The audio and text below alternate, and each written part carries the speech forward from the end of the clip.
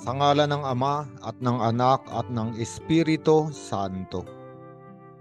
Panginoon, isugo mo ang iyong espiritu at pagpanibaguhin mo ang muka ng aming mundo.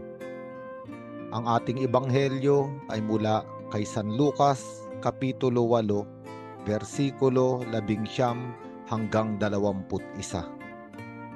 At sa mabuting balitang ito, makikita natin ang isang tagpo na habang si Jesucristo ay nangangaral, ay dumating ang kanyang ina at mga kapatid. Ang mga kapatid na ito ay hindi mga kapatid ni Jesucristo sa laman at dugo, ngunit kanyang mga pinsan o malalapit na kamag-anak, kasama ang kanyang ina na si Maria. Hindi sila makalapit kay Jesucristo sa dami ng tao. Kaya't may sumigaw at nagsabi na lang, "Nasa labas po ang inyong ina at mga kapatid. Nais nilang makipagkita sa inyo." Ngunit sinabi ni Jesus, ang mga nakikinig at tumutupad ng salita ng Diyos ang siya kong ina at mga kapatid. Kadalasan ay nabibigyan ng maling kahulugan ang ebanghelyong ito. Ang iba ay nagsasabi na para bang si Jesucristo ay walang pagmamahal,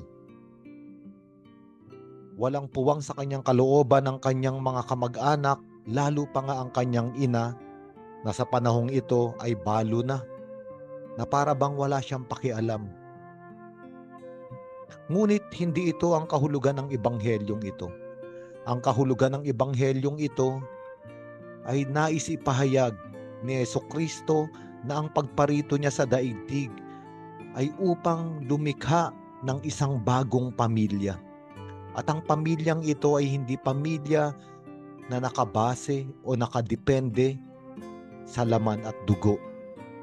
Ngunit isang pamilya na nakadepende o nakatayo sa pagpasok sa kalooban ng Diyos. Isang pagkakapatiran, isang tahanan ng mga taong sumusunod sa kalooban ng Diyos. Isang bagong tahanan, isang bagong kaharian ng Diyos. At ang isa pang hindi tamang interpretasyon sa ebanghelyong ito, na para bang si Jesus ay walang paggalang sa kanyang ina. Ngunit kung babasahin natin ang ebanghelyong ito, malinaw na itinuturing ni Jesucristo si Maria bilang kanyang ina. Kaya nga sinabi ni Jesucristo, ang mga nakikinig at tumutupad ng salita ng Diyos ang siya kong ina. At kung ating maalaala, si Maria ang unang nakinig sa salita ng Diyos noong ang Anghel Gabriel ay nagpahayag sa kanya ng pagnanais ng Diyos. Natanggapin niya sa kanyang sinapupunan at ipaglihi ang salita ng Diyos. At ang salita ng Diyos ay naging laman sa sinapupunan ni Maria. Ang ibig sabihin, si Maria ang unang nakinig at ang unang tumanggap ng salita ng Diyos. Kaya ang salita ng Diyos ay naging laman sa kanya. Nakinig si Maria, naglihi siya sa salita ng Diyos, at natupad ang salita ng Diyos nung ito'y maging laman sa kanyang sinapupunan. Kaya nga sa ebanghelyong ito, maaari nating sabihin na mas binibigyan ngang diin ni Jesucristo na si Maria ay kanyang totoong ina.